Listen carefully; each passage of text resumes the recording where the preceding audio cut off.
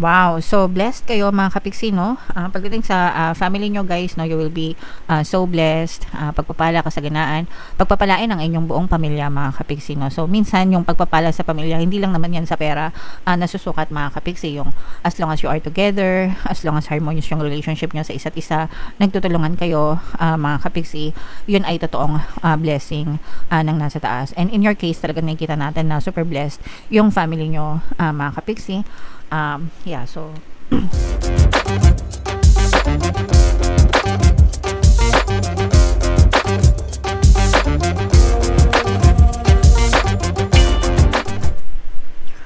hello guys, hello Sagittarius, welcome back to Pinoy Pix Tarot. Ang pamagat ng episode natin for tonight is Bear Months Kapalaran para ngayong September, October, November, December mga kapiksi para sa Sagittarius, Sun, Moon, Rising, Sign, and Venus.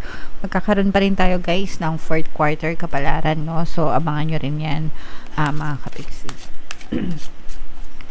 So unahin natin tong deck na to guys. Tingnan natin yung mga mensahe para sa inyo Sagittarius. Meron tayong release mga kapiksi, no?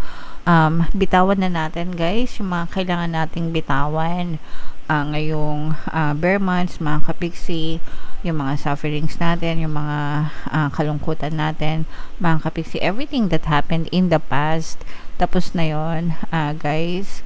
Alaala na lang sila, no, sa ating isip, pero if we keep on clinging onto those hurtful memories guys, lalo lang tayo masasaktan ng paulit-ulit, and hindi nyo deserve na masaktan guys.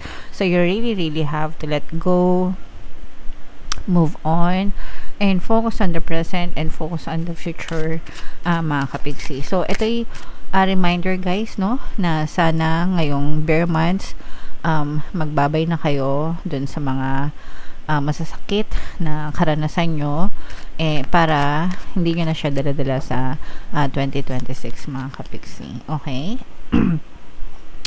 And we should always have a balance sa buhay natin, tamang balanse, positive and negative mga kapiksi. And yung negative guys, no, they're not necessarily bad, nagiging bad lang sila sa buhay natin kapag masyado nating iniinda, no, pero may mga matututunan tayo dun sa mga negative situations na yon mga kapiksi, no. So it's not always bad, it's just how we perceive things, kung paano natin tinitingnan yung mga sitwasyon or bagay-bagay sa buhay natin guys. Okay? Excuse me. And meron tayong deluge energy mga kapiksi. So for some of you guys, ibig sabihin nito, maaari tayong experience ng mga emotional na, yung kumbaga parang nalulunod tayo sa mga emotional na bit-bit natin, yung mga negative na emotions, no. Kaya nga sabi dito guys, we have to release, no, kasi kapag nalunod tayo dun sa mga negative emotions dito sa ating puso mga kapiksi, talagang parang ano to guys, no, kumunoy, no, na parang unti-unti kayong hihilahin, kakainin hanggang sa malubog kayo. So wag nyong hayaan na ma-depress kayo sa buhay nyo or kainin kayo ng kalungkutan. You have to release them mga kapiksi. Again, remember, it's all in your head, it's all in your mind. They are just memories. Kung hindi nyo sila iisipin, hindi na kayo masasaktan mga kapiksi. So just focus on yourself, focus on things that make you happy mga kapiksi. Alright?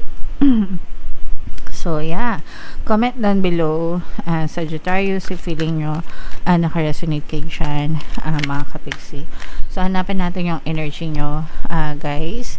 Shuffle natin to. Habang sinashuffle ko to, panoorin nyo muna guys yung video natin regarding sa ating paano mag-manifest ng abundance video course. Kapiksi, sawa ka na ba sa mga struggles at hirap sa buhay mo? Masipag ka ba at masikap sa buhay ngunit hindi ka pa rin umaasenso? Ilang beses ka na bang nag-attempt mag-negosyo at mag-invest pero palagi ka pa rin nalulugi? Sa pagkakataon na ito ay maaaring may subconscious beliefs ka na nagiging balakid sa iyong pag-unlad at pagyaman.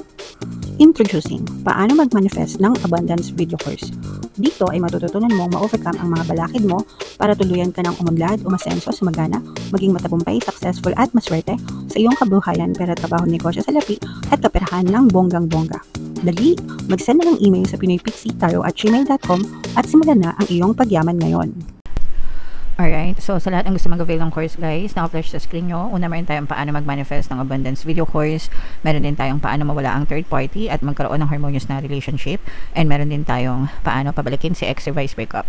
Sa mga interesado guys, mag-send lang kayo ng email sa pinoypixitaro@gmail.com.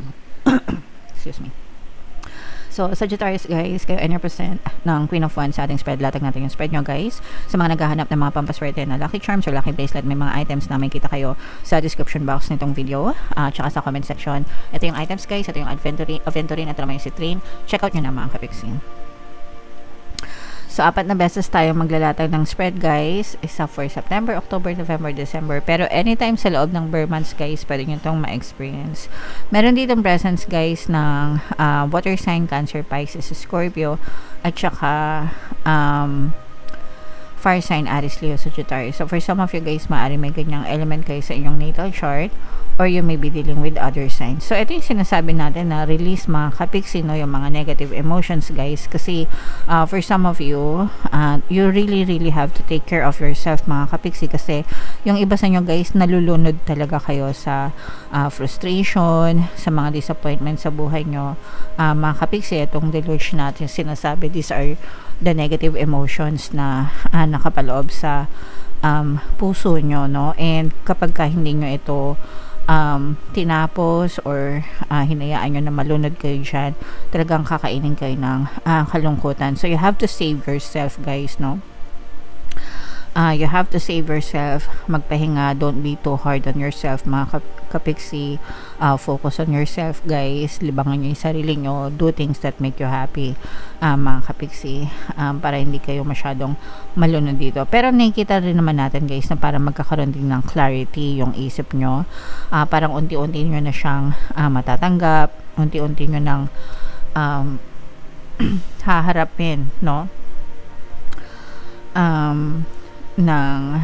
Kumbaga clear-headed yung inyong buhay, mga kapiksi. So, parang babawasan nyo yung pagiging emotional nyo, guys, and parang nakikita natin na parang aayusin nyo din. Magkakaroon din kayo ng peace of mind, mga kapiksi. Okay? So, i-mind nyo na yan, guys, yung peace of mind na yan, mga kapiksi. May chance na magbakasyon yung iba sa inyo, guys, mag-travel ngayong bare months, mga kapiksi.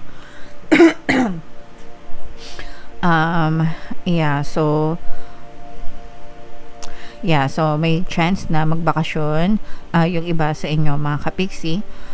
Again, uso naman yan pag bare months, guys, kasi talagang holiday season, so maraming nagbabakasyon.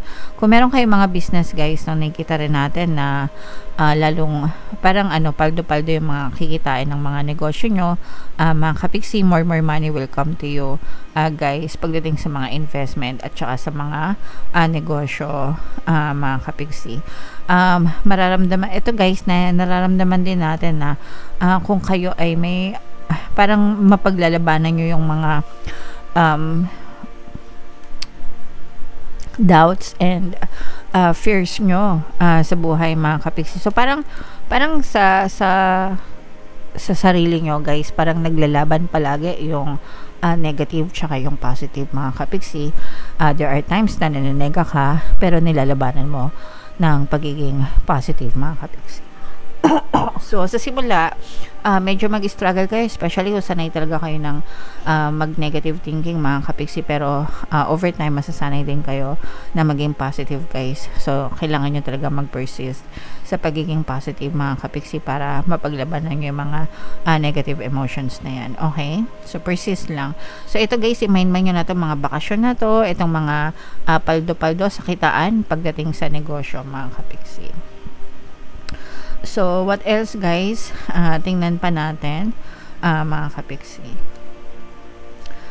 Wow, so blessed kayo mga kapiksi, no? Pagdating sa family nyo guys, no, you will be so blessed, pagpapala, kasaganaan, pagpapalain ang inyong buong pamilya mga kapiksi, no? So minsan yung pagpapala sa pamilya, hindi lang naman yan sa pera nasusukat mga kapiksi, yung as long as you are together, as long as harmonious yung relationship nyo sa isa't isa, nagtutulungan kayo mga kapiksi, yun ay totoong blessing ng nasa taas. And in your case, talaga nakikita natin na super blessed yung family nyo mga kapiksi.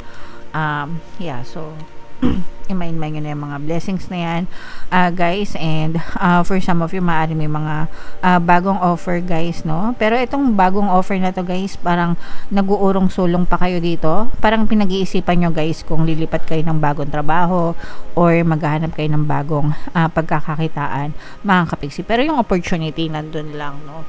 So anytime naman na gusto nyo yung excuse me, anytime naman guys na gusto nyong sunggaban yung mga opportunity na yan, pwede. So pag-isipan nyong mabuti guys. Pero ang importante is may mga opportunity na dumadating sa inyo. So relax ng konti guys. Kailangan nyo magpahinga. Yung iba sa inyo guys, kasi parang feeling ko masyadong clouded yung thoughts nyo, masyado kayong maraming iniisip mga kapiksi. So kailangan nyong magpahinga guys. Yung mga problema na pinanggagalingan nyo mga kapiksi, maaari may kinalaman siya sa relationship, no? Especially if you have been betrayed mga kapiksi, no? Kung kayo ay na-betray, na-traidor, pinagsinungalingan, na-backstab ng mga kapiksi. So feeling ko yung iba sa inyo, parang yun yung pinaguhugutan ng mga negative na emosyon nyo mga kapiksi. So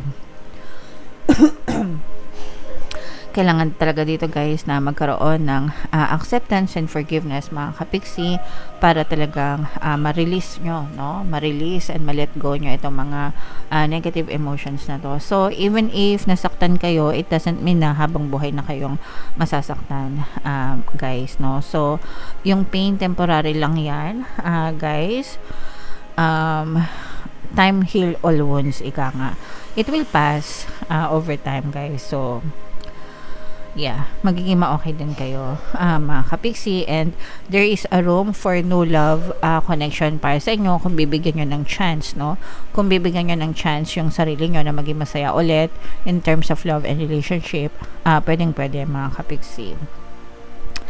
And for some of you guys, parang feeling ko may mga parang may chance na umunlad kayo mga kapiksi, pero I'm sensing na parang medyo may balakid pa ito. Ito guys, maaari kayong umasenso sa pamamagitan ng tulong ng ibang tao mga kapiksi. So this is something that you don't do on your own. Parang hindi lang pwedeng ginagawa nyo sa sarili nyo, pero mabagal yung usad nyo. But kapag tinulungan kayo ng ibang tao mga kapiksi, mas mabilis yung inyong pagiging pag-unlad and pag-asenso sa inyong buhay guys. So wag kayong matakot na makipag-collaborate mga kapiksi if may mga room for collaboration para sa buhay nyo, especially sa mga nagnanegosyo or mga nasa online. Collaboration is the key para mag-skyrocket kumbaga yung inyong karera. Okay? Alright.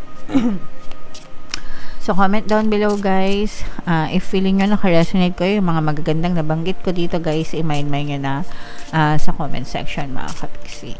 So, bunot lang tayo ng isa pang card para sa inyong additional na mensahe Sagittarius.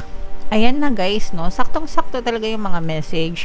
Make it your mission to accept all parts of you. The good and what you perceive to be your imperfections. Don't look for any outside validation. It's already within you.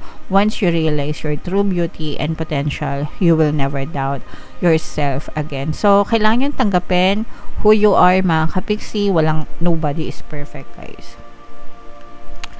Lahat ng tao may kapintasan. We all have our flaws.